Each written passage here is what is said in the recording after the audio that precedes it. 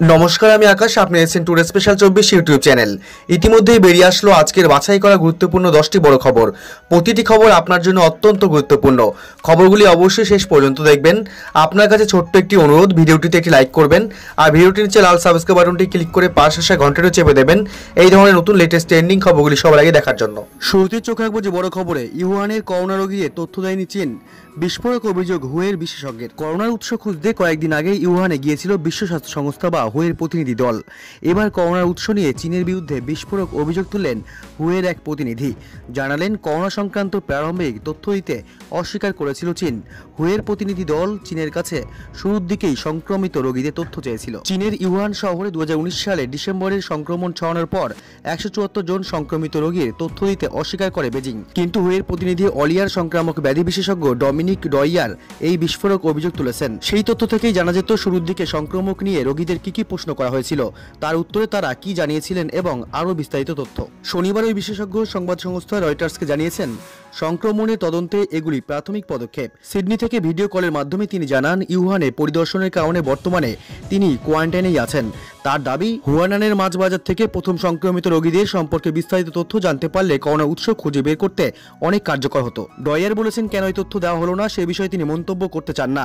তবে এর পেছনে রাজনৈতিক অভিসন্ধি দেখছেন বিশেষজ্ঞরা। তবে অন্য কোনো কারণে সে তথ্য নাও পাওয়া যেতে পারে, সেটা তিনি জানেন না। তবে কিছু তো রহস্য আছেই মনে করছেন তিনি। পরবর্তী বড় খবর, পূর্ব রেলের যাত্রীদের জন্য বড় পদক্ষেপ। সোশ্যাল মিডিয়ায় বার্তা দিয়ে জানালেন রেলমন্ত্রী। পূর্ব রেলের অধীনে পশ্চিমবঙ্গে নিমতি থেকে নিউ ফারাক্কা সেকশনের 100% বৈদ্যুতিন সংযোগ চালু করা হলো। সোশ্যাল মিডিয়া বার্তা দিয়ে জানিয়েছেন রেলমন্ত্রী পীযূষ গোয়েল। তিনি আরও বলেছেন, কলকাতার কোচবিহার 2 রুটেই 100% বৈদ্যুতিন সংযোগ দেওয়া হয়েছে বলেও জানিয়েছেন তিনি। ভারতীয় রেলের এই উদ্যোগে যাত্রীরা দ্রুত গতিতে সফর করতে পারবেন বলেও আশা প্রকাশ করেছেন তিনি। দিন কয়েক আগেই রেল মন্ত্রক সূত্রে জানানো হয়েছিল, নিমতি থেকে নিউ ফারাক্কা রুটে 100 কিলোমিটার বেগে একটি ট্রায়াল রানও চালানো হয়েছে। সেটিতে সম্পূর্ণ সাফল্য এসেছে। এই প্রকল্পটি ভারতীয় রেলের অন্যতম প্রধান মাইল ফলক বলেও দাবি করা হয়েছে। 2023 সালের মধ্যে বাকি অংশে বৈদ্যুতায়নের কাজ শেষ হবে বলে জানানো হয়েছিল।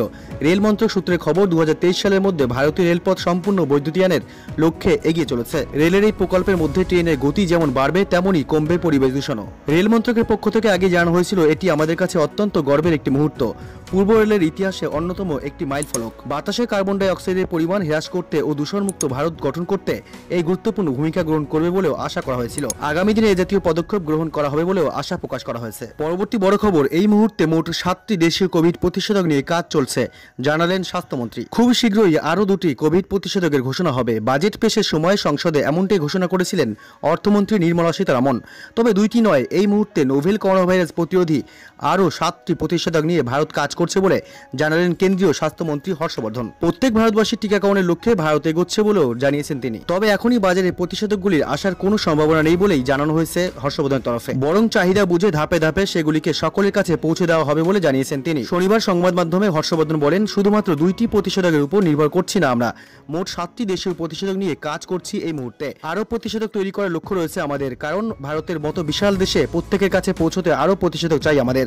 তার জন্য আরও গবেষণার প্রয়োজন। এই 7টি প্রতিষেধকের মধ্যে 3টির পরীক্ষামূলক প্রয়োগ চলছে, 2টি পরীক্ষামূলক প্রয়োগের মুখে, একটি এখনও প্রথম দফার পরীক্ষায় এবং 7টি দ্বিতীয় দফার পরীক্ষার মধ্যে দিয়ে যাচ্ছে বলে জানিয়েছেন স্বাস্থ্যমন্ত্রী। এই পরিস্থিতিতেই মার্চ থেকে 50 বছরের ঊর্ধ্বে টিকাকরণ শুরু হতে চলেছে বলে জানিয়েছেন তিনি। হর্ষবর্ধন বলেন, মার্চ মাস থেকে 50 বছরের ঊর্ধ্বে টিকাকরণ শুরু হবে।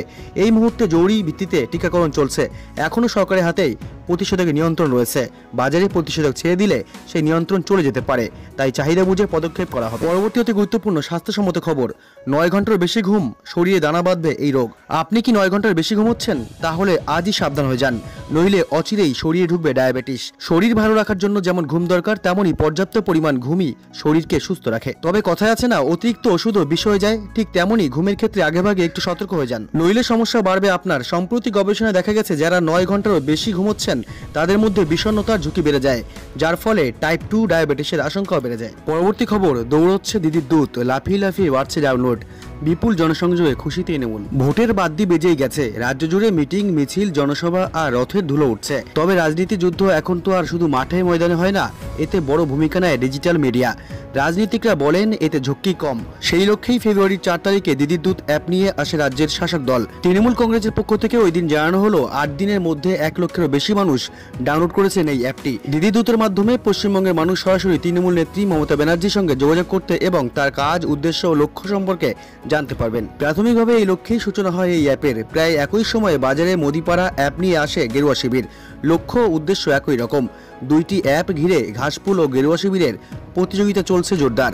লড়াইয়ে এগিয়ে থাকতে এবার নামানো হলো দিদির দূত গাড়ি। উত্তরবঙ্গের পর্যটন মন্ত্রী গৌতম দেব গতকাল তার বিধানসভা কেন্দ্র ডাবগ্রাম ফুলবাড়ি ঘুরেছেন ওই গাড়িতে। শনিবার ওই গাড়িতে করেই সোনারপুর উত্তর ও দক্ষিণ কেন্দ্রে ঘুরেছেন তৃণমূল সাংসদ অভিষেক ব্যানার্জি। তৃণমূলের বক্তব্য, আগামী দিনে রাজ্য জুড়ে এই গাড়িতে চেপে জনসংযোগ কর্মসূচিতে অংশ নেবেন ঘাসফুল শিবিরের নেতারা। পরবর্তী একটি সুখবর, হোয়াটসঅ্যাপে নতুন ফিচার, একটাই অ্যাকাউন্ট, চলবে 4টি ফোনে। বিতর্কের মাঝে নতুন ফিচারের কথা জানালো সবথেকে জনপ্রিয় ইনস্ট্যান্ট মেসেজিং প্ল্যাটফর্ম হোয়াটসঅ্যাপ।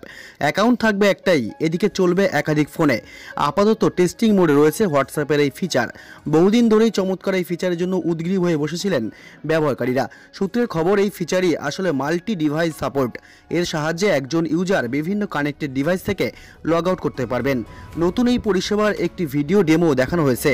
কোনো লিঙ্কড ডিভাইস ইন্টারফেস ডিলিট অ্যাকাউন্টের বিকল্প রিপ্লেস করতে সক্ষম অত্যাধুনিক এই ফিচার। এই মাল্টি ডিভাইস সাপোর্ট ইউজারদের নিজেদের হোয়াটসঅ্যাপ অ্যাকাউন্ট দ্বিতীয় কোনো ডিভাইস থেকে লগ আউট করতে সাহায্য করবে। কোম্পানির তরফে আরও জানানো হয়েছে, এই ফিচারের জন্য প্রাইমারি ডিভাইসে ইন্টারনেট কানেকশন জরুরি। এর লগ আউট ফিচারের সাহায্যে হোয়াটসঅ্যাপ ব্যবহারকারীরা ভিন্ন ভিন্ন ডিভাইসে লগ আউট করতে পারবেন। আপাতত এটি হোয়াটসঅ্যাপের iOS বিটা ভার্সনের জন্য উপলব্ধ করা হয়েছে। তবে জনসাধারণের জন্য বিটা ভার্সন এখনও নিয়ে আসা হয়নি। খুব শীঘ্রই এটি অ্যান্ড্রয়েড বিটা ভার্সনে চলে আসবে।